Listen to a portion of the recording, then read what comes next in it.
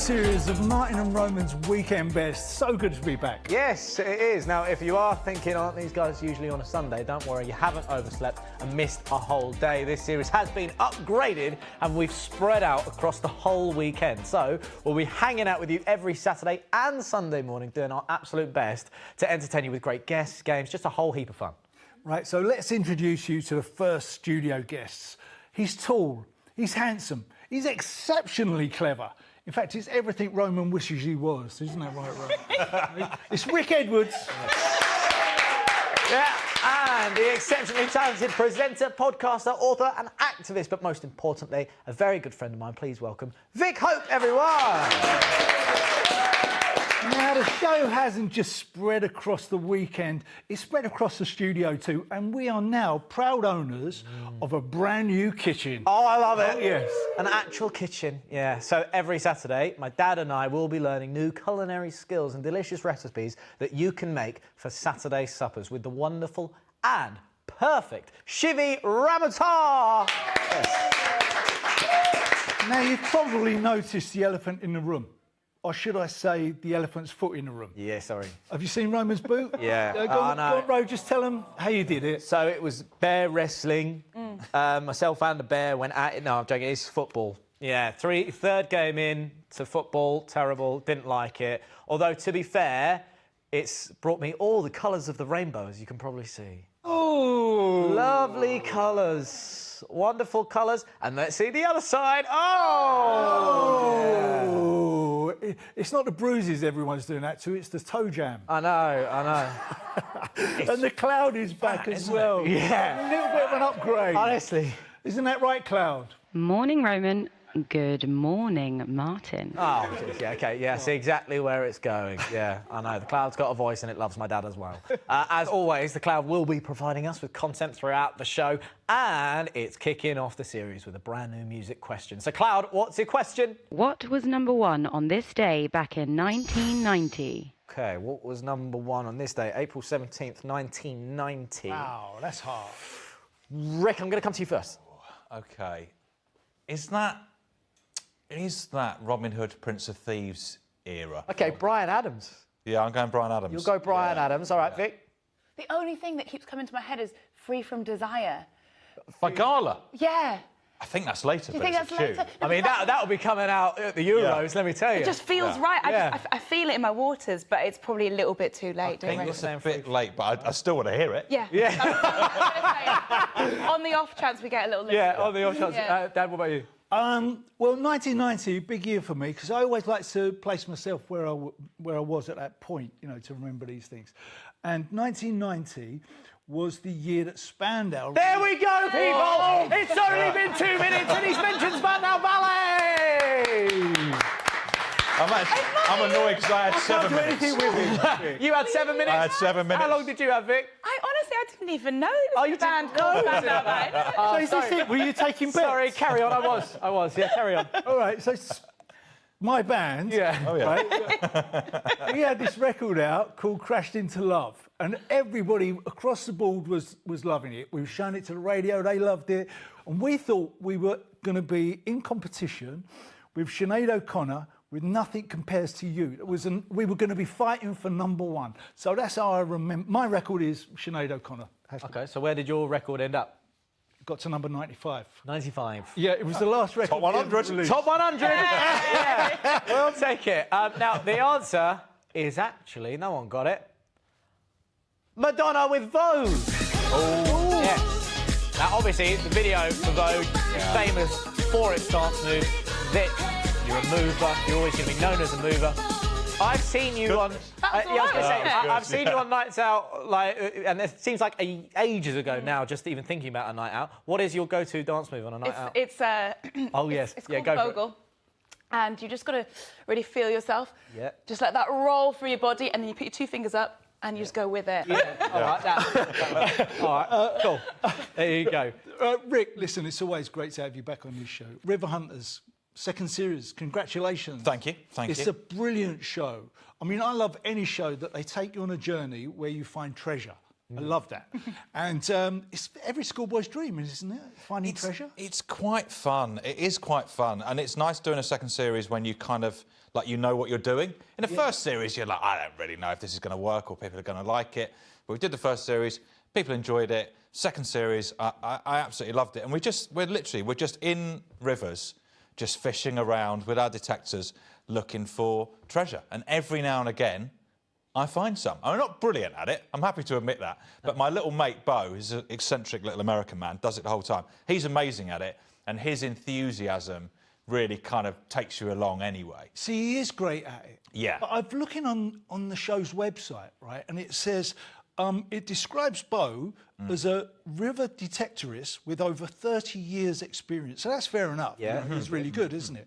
But he describes you as a keen swimmer. Yeah. I think they've really been... Vick, don't laugh. No.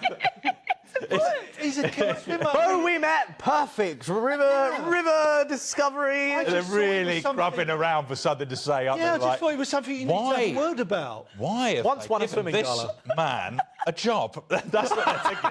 Like, when the copywriter's like, well, I don't know why you've done this. Like, does he like the water? Like, he has swum. Well, put that down then. That's pretty much what happens. I really do love it. I mean, it does make finding treasure look quite easy. Is it as easy as that? I mean, because sometimes there could sometimes be a little bit of a struggle, maybe a stretch as to what the treasure might be. And the only reason I say that is because I did see this clip. This piece of metal right here, where'd that come from? Sometimes, you know when you're detecting, and you just think, well, I've got to bring something back. Like every day. Yeah. I'm just anything. Like, I don't want to come back and have nothing in my bag, so I just put stuff in. This excites me. That is, I mean, I've got to be honest, it's not exciting me. Now, what I believe this is probably a tip to a sword. I find a lot of stuff like this in the United States when I'm metal detecting, and they look just like this. You got your flat part here, come down to a cutting edge, but yeah, no doubt in my mind. Very good. I mean, I do like to believe that he just will say anything is a sword. No, the thing is, I don't know, do I? That sword tip, like 17th century sword tip, is quite cool, apparently. Yeah. I was so close to throwing that back in the river. Like, you just look at it and go, ugh, another bit of rubbish metal. And so it's lucky that I've got Bo there to kind of go, no, that is actually quite good. What's the best thing you found? Probably, actually, in the first series, I found a little Viking playing piece. Wow. So, like, not chess, but something similar that they would have played. So in the winter, even the Vikings have the winter off because it's too cold to fight. And so they'd just be sitting there overwintering and they'd just be playing games. And I found this little lead playing piece that, you know, probably hasn't been held by anyone for 1,000 years, and the last person that held it was a Viking. Oh, it's amazing. Quite cool. Amazing. So if somebody wanted to get into river hunting, how would you go about it? You've got to get in your wetsuit, but Well, it is if a you use bit the of kit you use on land, you're just going to get electrocuted, aren't you? I don't think so, but why don't you try it? Yeah, you would try it. I think it's perfectly safe, Martin. In you go. Rick, that's not the only unusual interest you've got, is it? Because we recently saw you on Mastermind, right? Specialist subject? The octopus. The octopus. The wonderful octopus. Of course. We've actually got a clip of you in action. Octopuses, along with squid and cuttlefish, belong to a class of marine mollusks. What's the term from Greek words meaning head and foot for members of this class? Cephalopods. Yep. An octopus has how many hearts, including the branchial hearts, which pump blood through the gills? 3. Yep. A species of octopus discovered in 1998 off the coast of Indonesia is named for its ability to imitate other sea creatures such as flounders and sea snakes by changing colour and contorting its body to confuse predators. Which species? Thormoctopus mimicus, the mimic octopus. I mean, very impressive. Good to give the answer in Latin. And then be like, oh, you want the common name? I'm so sorry. I appreciate it. Very impressive. Vic? Yes. You also did Mastermind. Yes, I did the week after. And what was your specialist subject? It was giraffes. I love it. Why? Fantastic. Because giraffes are mythical and they are magical. In some cultures and countries and languages, the same word for giraffe is the word for unicorn. Right. And giraffes have such a huge distance between their head and their heart that I feel like I understand. Oh, I see. There's a big distance between my head and my heart, and they have to create this really strong wall of muscle around their heart to be able to pump blood, to defy gravity, to pump it to the brain. And I also have a wall around my heart. Oh, see, well, that's so nice. I thought it was just deep, sad, dark reason. I mean, Rick, as you're obviously a massive fan of all things aquatic, I've actually come up with a little bit of a quickfire game. Oh, very nice. Yeah. OK, you're going to like this one. It's going to test your knowledge. Or Rick Edwards, keen swimmer. Keen swimmer, yeah. I think you're really going to like this. It's going to test your knowledge on how well you know ocean creatures, yeah? And we are calling this game... Real or fake? Real or fake? You see what we did there? Yeah. Now, Rick, here is how real or fake works. I am going to read out some names of ocean creature. All you have to do is tell me, is it real or is it fake? OK? Vic, join in. Oh, OK. Dad, join in as well. You don't know the answers to these. The polka dot nudie branch. The polka dot nudie branch. I want it to be real so badly. I'm going to go real. You're going to say real. Let's take a look. I'm going to say real. It is real! Oh, look at that guy. Look at that nudibranch. There are around 3,000 species of nudibranch, but this one particular is a picky eater and exclusively eats blue sea sponges. Right, next up, pink-bottomed snapper. Real or fake? Well, we know we've got a snapper, don't we? We know we've got a red snapper. Sort of makes sense that there might be one with a pink bottom. Do fish have bottoms? Because Well, they've got to get it out somehow. That's true. Yeah, fair. What do you think, Vic? I don't think that's real. You don't think that's real? I don't think it's real, no. Rick, you said real. Well, I mean, I know there's a snapper. Martin, any thoughts? I think it's real. I think the snapper thing gives it away. OK, we're going to... Yeah. I don't know. We're going to go real with apologies. I just don't know where the bottom is. I don't know which bit would be the pink bit. Real bit with apologies. Let's see the answer. Real or fake? It's fake! Oh, sorry. Always question the snapper's bottom. With Vic next time. Right, and final one. Let's see if you can do it. The sarcastic fringe head. Oh, what a great name. Now, Feels like your nickname. Yeah. Yeah. Is it me? All right, Rick. Second time on. Doesn't mean that you're not comfortable on the show. Sarcastic fringe head. So the only question is, are you ocean dwelling? I think you're a land dweller. You think? So I'm saying this is false. You're saying that's false, Vic? I wish it was real, but I think it's false as well. You think it's false? I'm going real. It's You're going such real? a great name, yeah. OK, I can reveal the sarcastic fringe head is... real! Look at that fringe! Look at that fringe, yeah. They are the largest of all the fringe heads. They can grow to be 30 centimetres in length and are specifically known for their extremely large mouths. Again. He does look dead sulky, doesn't he? Yeah. Yeah, there you go. Well done in real or fake. I mean, I did quite badly, but I tell you what, I enjoyed myself. Yeah. That was a good game. That's a good game. That's more fun than Mastermind.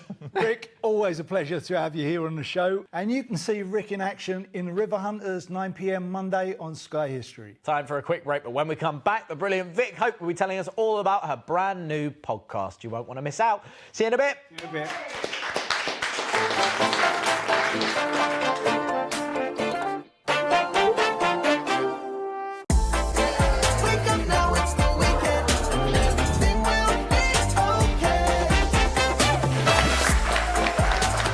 Welcome back to Martin and Roman's Weekend Best. Rick Edwards is here. Yes. And the lovely Vick Hope. Yes. But before we have a proper chat to Vic, we have this little item we have been calling Get It Off Your Chest. Yeah, so here at Weekend Best, we want to create a safe space for our guests to relax, unwind and have a chance to clear their conscience of anything that's troubling them. Not too dark, hopefully. They'll also have the chance to cleanse themselves by revealing something from their past that still just makes them cringe and literally throw it into the Weekend Best chest so that they never have to think about it again. OK, so, in fact, Dad, you've got an incredibly relevant story to today because obviously earlier this week, Prince Philip sadly passed away and his funeral is this afternoon. But Dad, you've got a wonderful story about the man himself. Well, I do, and my item is going to be a name badge. OK, why is that? Right. Well, because we've got this picture, right, that I want to show you, of me meeting Prince Philip. Oh, yeah, there you are. Wow. And that's in Buckingham Palace Gardens, right? And I was giving out one of those awards for the Duke of Edinburgh Awards, you know.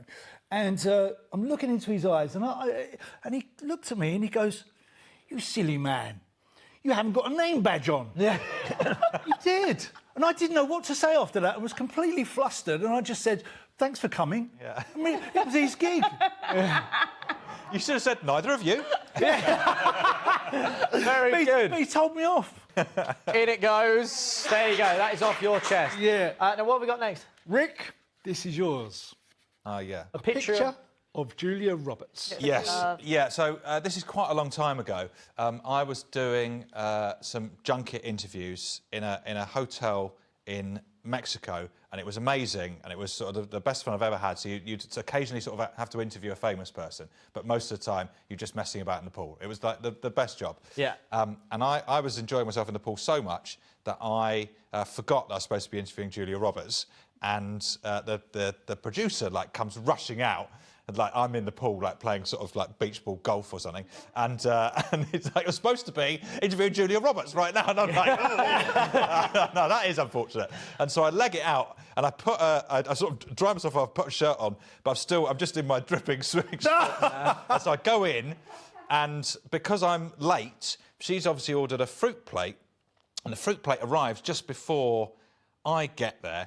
So instead of the sort of like 30 seconds of small talk that you have to do before these things, I have to do like 5 minutes where she eats a fruit plate and I'm just sort of sitting there in my wet shorts thinking, oh, God. And she goes, we've met before, haven't we? And I said, I don't know, actually. And I did mean it, like a genuinely... You don't know if you met Julia Roberts? Well, this was unfortunately the issue that her publicist then took with me. Right. Like, I'm sorry, you're saying you can't remember if you've met Julia Roberts? And I was like, yeah, I'm not, it's not that you're all the same to me, but you've done a lot of these interviews. Yeah. I don't know. If she thinks she's met me, maybe she has. I don't know. Anyway, it haunts me, and I'd like to stick her in the chest. You'd like to get it off your chest. Definitely going in the There chest. you go. That is off your chest. Done. Horrible. Wow. Horrible. This is going to take some explaining. What do you want to get off your chest? Ro, you know probably better than anyone that I have a flappy head. Yeah. A tendency to run my mouth, say things that I shouldn't in places at times when I shouldn't. And never has this been more true than once on live television. We were doing a little report, used to do a magazine show. We're doing a little report on how something like 70% of the country, of the UK, had the same password for all of their devices. Right. And I was like, well, so do I. I mean, the password on everything for me is... And then I just said it. It went out on TV. It then got reported in several newspapers. So the entire country knew my password, and yes, I got hacked. So everything. Yeah. There you go. This Right. is going straight in the chest. Yeah, there you go. Well, Oh, very good. that was satisfying. Vic, you started a podcast, Songs to Live By. I mean, tell us all what it's about. Oh, it's really special. It's a chance to uplift and celebrate Black voices. So every episode we have 2 guests who bring 2 songs each. And we have got gospel, we've got hip hop, we've got R&B, soul, Afrobeat. It's just all the music that we listened to when we were growing up, or the music that we snuck out of our houses to go to clubs to listen to, or listen to in church. It's about celebrating the songs that have shaped us, and some of the guests have just brought the most amazing stories and the most amazing music to chat about. Yeah, I mean, it is incredible. It's right up your alley, that one, isn't it? Oh, it's great. I mean, what's your song to live by? My songs? Yeah. If I had to pick 2 songs, it would be Bruce Springsteen, Born to Run, and it would also be Let's Get It On, Marvin Gaye. That was my first kiss. Yeah, and I'll tell you what was bad about it. It was my brother's girlfriend. What? Time. Martin! Yeah, I didn't know that it was his girlfriend. He had kept it quiet. Is that true? Yes, it's true. Well, she kept it quiet. No one told me. I ended up dancing with her and kissed her, and then I told Gary, like being all proud about it, and he was really upset. Oh, what a triangle. The podcast features 2 guests. Yeah. From different generations. Yeah. I mean, was that something that you really wanted to do, just to get both sides of the spectrum? What we wanted to do was to talk about where we've come from, because I think that informs where we're going. So we do talk about Windrush, about civil rights, about racism, about activism. Yeah. And having someone from an older generation then tell a younger guest what it was like it helps us understand our roots, but also the routes that we've taken. Yeah. The times that we've lost ourselves in music, but also found ourselves in music and where we might be going next. Yeah, and I know, obviously, you know, how important is your heritage to you? It's very important, right? Yeah, I feel like when I was growing up, I grew up in Newcastle in the 90s, and I didn't know anyone else who was of African heritage. I'm Nigerian, my mum's Nigerian. And I guess when you're little, all you want to do is fit in. Yes, you there. My mum knows Addy. And I guess that when you're little, you don't want to celebrate what makes you different at all. So you hide it. You straighten your hair. And I remember asking my mum to try and wash the brown off me in the bath and things like that. You don't want to talk about the fact that you eat Nigerian food at home. So as I've got older, I've realised the things that make us different make us special and unique and powerful. And I want to celebrate that. So getting to a point where I am, you know, wearing my hair big or cooking Nigerian food or talking about my heritage and my background in a podcast is, it's quite a special thing. And hopefully little girls and little boys who also feel like they might be different can look at it and listen to it and feel cool. One thing I know that has been a massive part of your life, quite literally, is that you're on the judging panel, and I want to get this right, for the Women's Prize for Fiction 2021. Yes. Now, tell everyone, how many books did you have to read? In total, 74. That's a joke. Wow. It's ridiculous, yes. It's been intense. I'm not going to lie.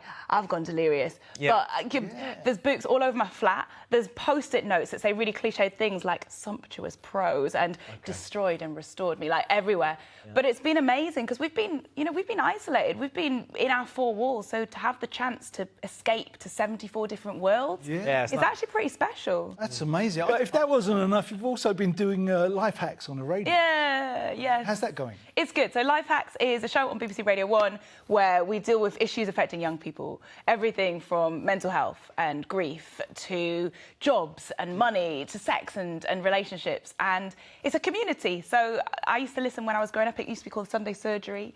And whatever I was going through, I remember thinking, oh, there's something wrong with you if you feel a certain way. But actually, you realise that other people feel that way too. And they talk so honestly and so openly about these issues affecting us. And you feel like you're not alone. There's solace in that. And it's a really, something I'm really proud of. Amazing. Vic, thank you so much. So great to have you with us. And don't forget, Vic's podcast, you can listen to it wherever you get your podcast from. Right, time for a quick break, but don't go anywhere, because we are going to be heading into the kitchen where our resident chef, Shivi, is going to be showing us how to knock up Saturday's supper. A delicious katsu curry. Yes. Yeah, your favourite. Yes, of course. See you in a bit.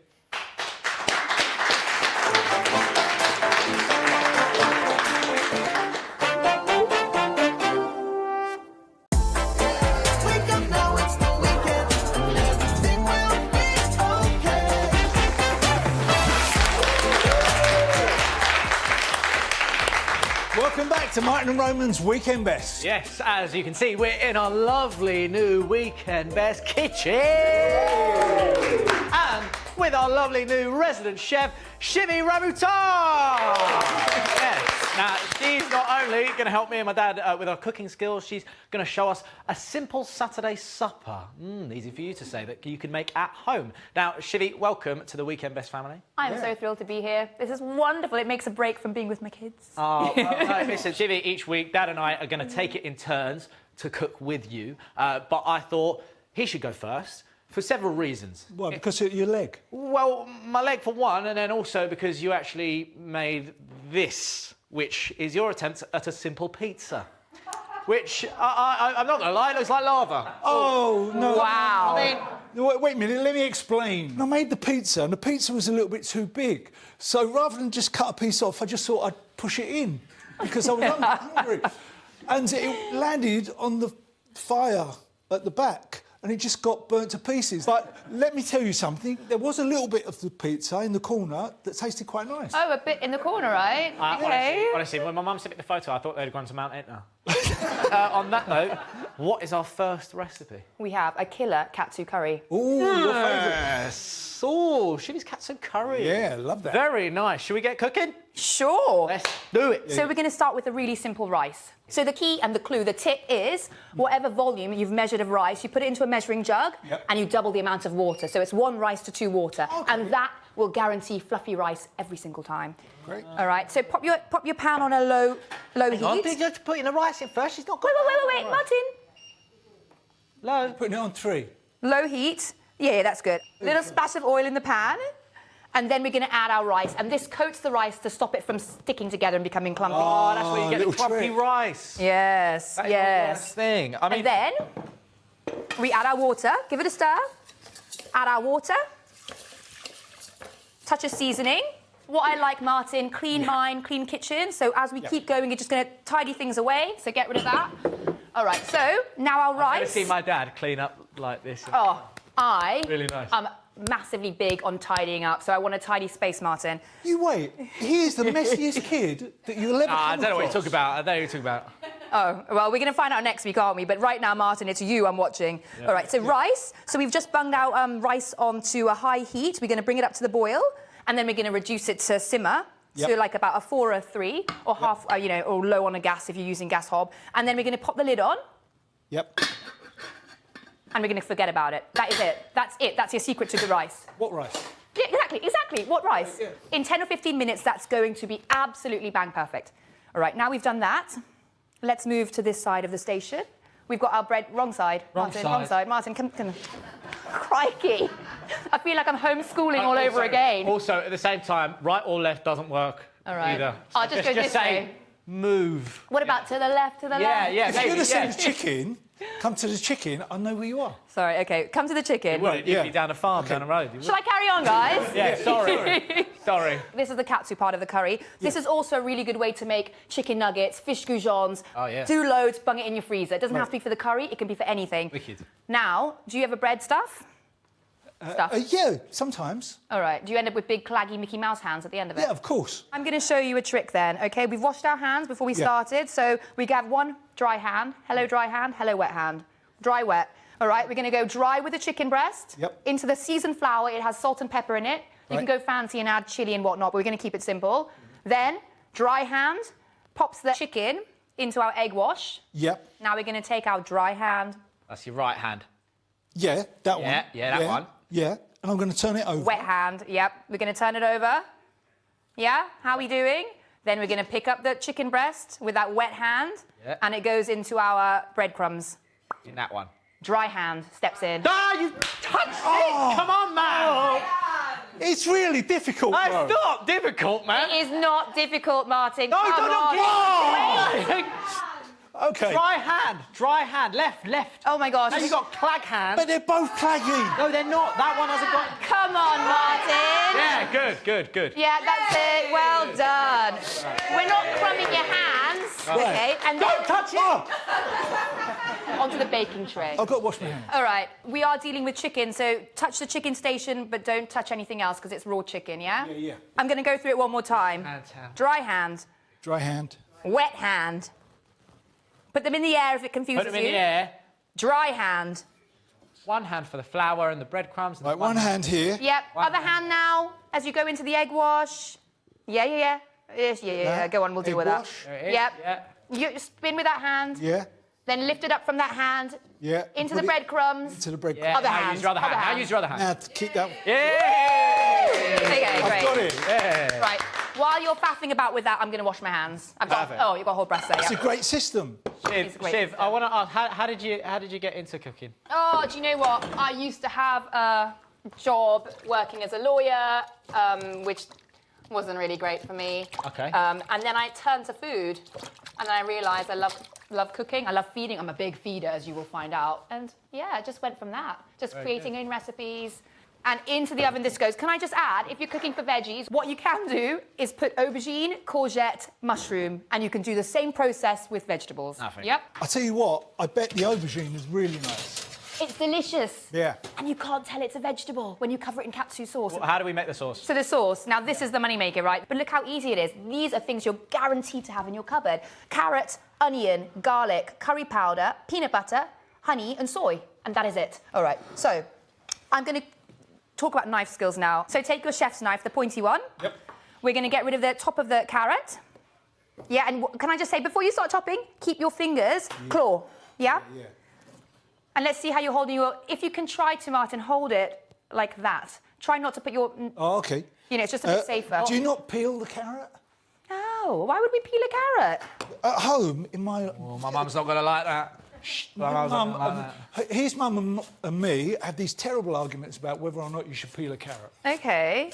So, no. All right, listen, we're blitzing this sauce, right? Who is going to know whether you've peeled a carrot or not? And provided the carrot has been cleaned and scrubbed, it's got good nutrients on it. There you go. Right? So Shiv's point there, lie. Yeah. Always the good foundation of a good marriage, right? Yeah, exactly. All right, so we're going to put a little bit of oil. Martin, that's exquisite chopping. I have to say, that's really good. Yeah, look at that. Look how thin they are. All right, so when you've finished chopping your carrot, you're going to pop that into a pan on a medium heat with onion, which has been already prepared for you, because I think we're going to have to do some proper chopping skills in the coming months. So put your onion and carrot in. Then we've got 2 carrots and we've got 1 large onion. And we're going to soften that for about 10 minutes with a pinch of salt. OK. Now, the pinch of salt will help it from not burning.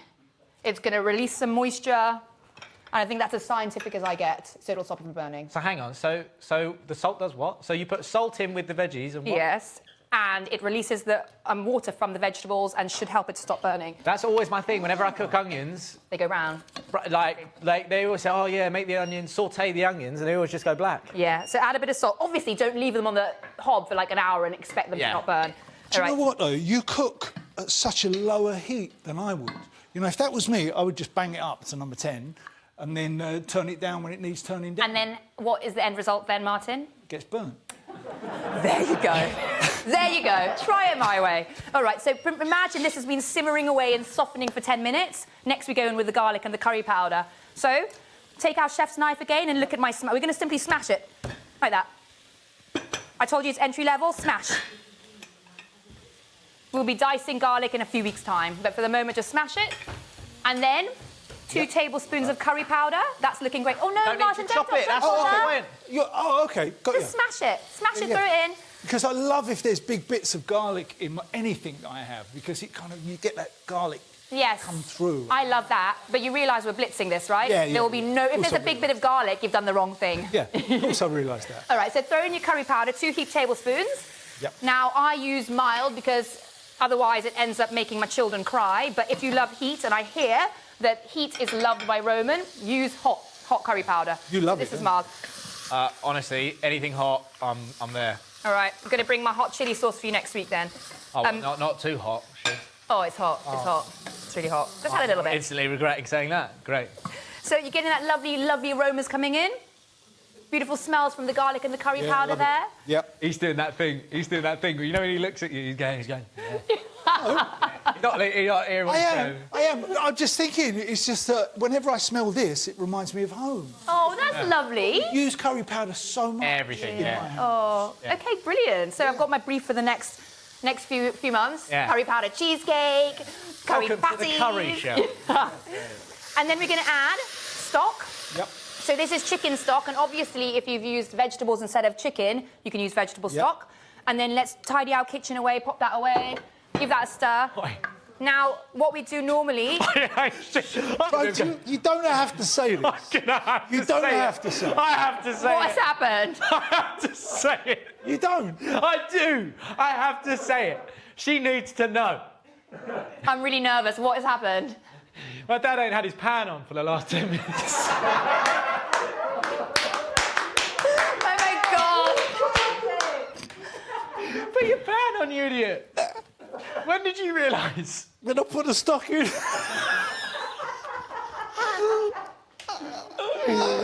got used to like that. I know, it's complicated. What have I signed up for? Honestly, There you go. what have I signed up for? Come on, can you put it on? Hey, one more. Ah! Yeah, that'll do, yeah. I tell you what, the worst thing about it is I've got the same hob at home. Yeah. All right, listen, we've got to take it right back to basics in 2 weeks' time. This is too much for you, isn't it? No, carry on. Let's carry on. All right. Pretend we've had this simmering away. So it's going to be softened. The carrots and onions would have been simmering for about 20 minutes. Yep. Now, I'm going to take out from this magic underneath...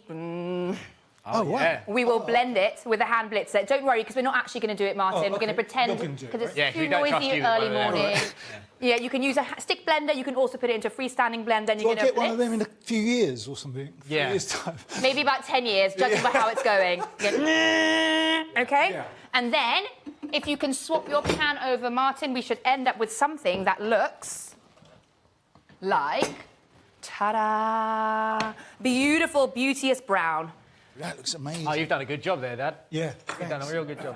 I'm impressed. You managed to cook that curry sauce without heat. That is brilliant. Oh, it looks amazing. So now we're going to add the last bits of our sauce. We've got this lovely, beautiful, smooth sauce. We're adding peanut butter, a tablespoon of peanut butter, a tablespoon of honey, and a tablespoon of soy. And we're going to whisk it in until it's all nice and smooth. Look at that. Yeah, whisk. Very good, very good. Now just add a pinch of salt. So what I'm going to go and do now, while you do your last bit of whisking, is I'm going to get the chicken out that's been in there for 20 minutes or so. All right, and then rice. So when you've brought your chicken out, your rice, when you go towards your hob, should be lovely fluffy rice, right? So now we're going to get ready to plate. So underneath you've got a plate of instant magic pickles. So a very quick thing about pickles, this is a brilliant instant pickle. It's essentially 2 tablespoons of vinegar, 1 of sugar, a little bit of salt, a half a cucumber and a chilli, and you bung it all together. That's not a pickle. It's a pickle? That's a cucumber. It's been pickled. I'm thinking about a gherkin. Yeah, this is essentially like a gherkin. It's a pickled cucumber. I don't like cucumber. Oh, hold on, no. You're going to try this. I'm going to make sure you try something. You're going to love it. Cucumber. Okay, so then you're just going to pack your rice in. We've had this lovely glass mould oiled, so then the rice should just easily slide out without any difficulty at all. See, that's a great idea. That stops you doing that whole thing of banging it on the side. Yeah, and it makes it just look a little bit, look, ta-da, looks super professional, and it's very simple and easy to do. And then we're going to take our chicken. So once you just put it on the side, leave some space for your chicken there. One thing I will give my dad is that his artistic skills are very good.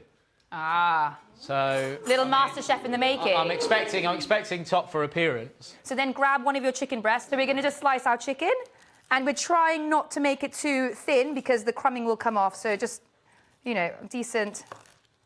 Go, nice thick bits. There you go. Yep. And then you're simply going to fan that out. How's that going? Watch your fingers, please, Martin. Yeah. Keep that claw going. The claw. Yep. So pop in your lovely pickles. Just on the corner, and then we're going to ladle over the sauce and put extra pickles okay, you for put Roman. pickles on first. Yep. Just on the side, because we're only pouring the katsu sauce, the curry sauce, over the chicken, and then Roman can have extra. All right, let's ladle some of that sauce in. Yep. All right, just over the chicken as artfully and beautiful as possible. Look at that. Oh, mouth-watering. So, keep coming. I have to say, it does look, for all the fat, it looks brilliant. Delicious. And then I'm going to pop this here. I'm going to swap I'll try this one. Martin, this is for you. I'm going to swap that over. I'm going to move away. Great. There you go. And there you go. Please. Katsu, curry, a la Kemp. All right, here we go. Easy.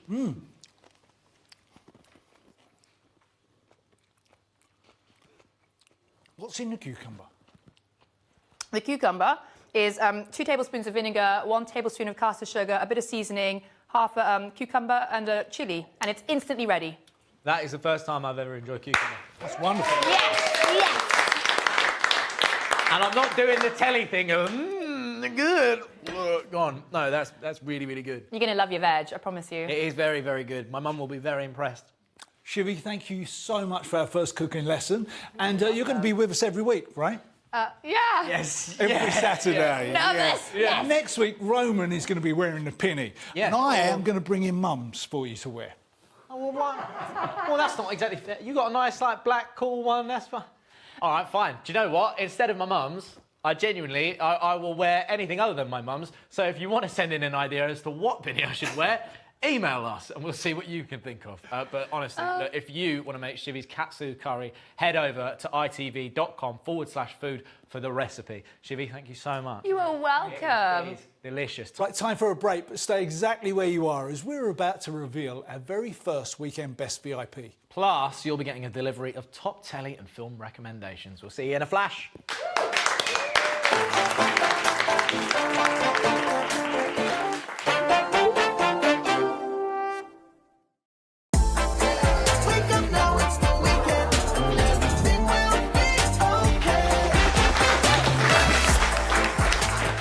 Welcome back. Rick Edwards and Vick Hope have been with us all morning to help us ease you into your weekend. And now, if you're wondering what to watch this week, then wonder no more, as it's time for... Our best picks. Yes, our best picks. These are our picks of what to watch on the box. So first up, super excited about this one. In for a Penny. ITV is back tonight, 7 p.m. The return of the popular, spectacular Stephen Mulhern game show, which started off as a segment on Anthem Deck's Saturday Night Takeaway. Stephen is heading back out to the streets of the UK to challenge members of the public to turn their pennies into pounds in a series of hilarious challenges. Ladies, could be in. Hello. Ooh. Hello. It's actually a really good game. Can I use my hands to throw it? Well, yeah, what else are you going to use?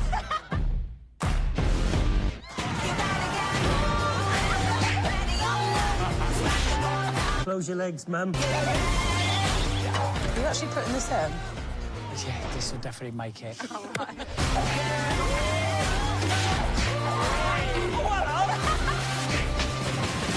It's going to be unbelievable. Oh, I love Stephen. Whatever he does, he makes it so good, doesn't he? Very funny. So good. I've got a great one. I've got Too Close. Now, if you're in the mood for a psychological thriller, then you can't go wrong with this. This is an amazing miniseries which aired earlier in the week on ITV. It focuses on a dangerous relationship between a forensic psychiatrist, played by the brilliant Emily Watson, who's assigned to work with a woman accused of a heinous crime, but who claims she can't remember anything. Very good. Sounds intense. Yeah, let's have a look. Now, why don't you tell me what happened that night? Well, you're the expert. Why don't you tell me? You drove your car into the river, Constance. You're lucky to be alive. Ooh. Vic, what is your recommendation?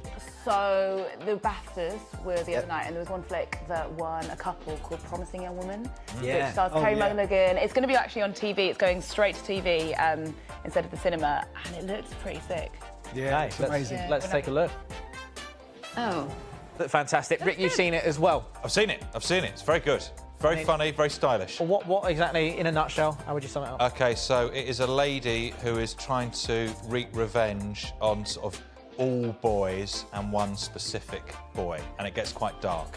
But it's very slick, very funny.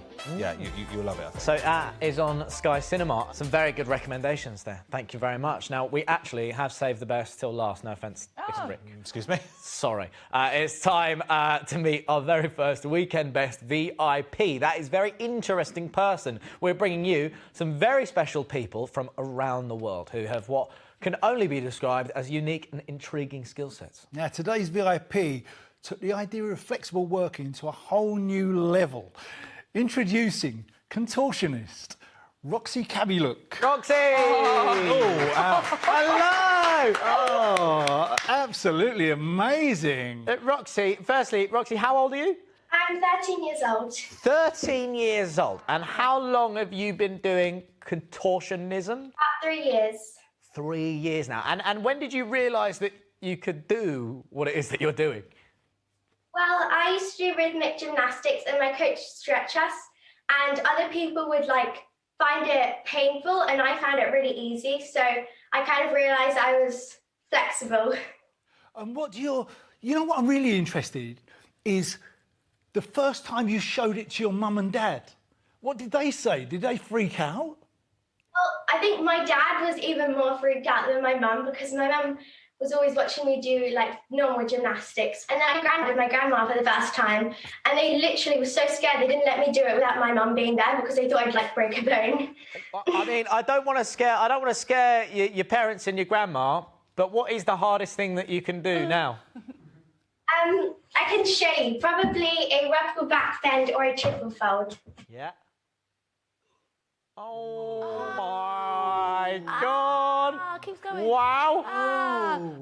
Oh. Wow! Wow! What's a chest stand? Can I ask what's a chest stand? It's like this. Oh, that's your classic contortion yeah, pose. Oh, it's great. Wearing a dress. No, I thought I was flexible because I could do that. Yeah, we got dodgy thumbs. Yeah. I've got the dodgy thumb. Oh, Dodgy thumb, brothers. Well, I can do that. Yeah, there you go. Amazing. Roxy Cabbylook, thank you so much for joining us today. See you later. Roxy. Bye-bye. Thanks, mate. Useful, isn't she? Oh, fantastic. And that's your lot for today. But if you fancy watching us all over again, or you missed any of the show, you can catch up now on the ITV Hub. Yeah, thank you so much to our guest, Rick Edwards. And thanks also to the beautiful Vick Hope. Yes. And, of course, Shivi. Yes, Shivi. We are back tomorrow. I can't believe it. Yeah. Today and tomorrow as well. With McFly's Danny Jones, Ainsley Harriott and Michelle Visage. So we will see you tomorrow.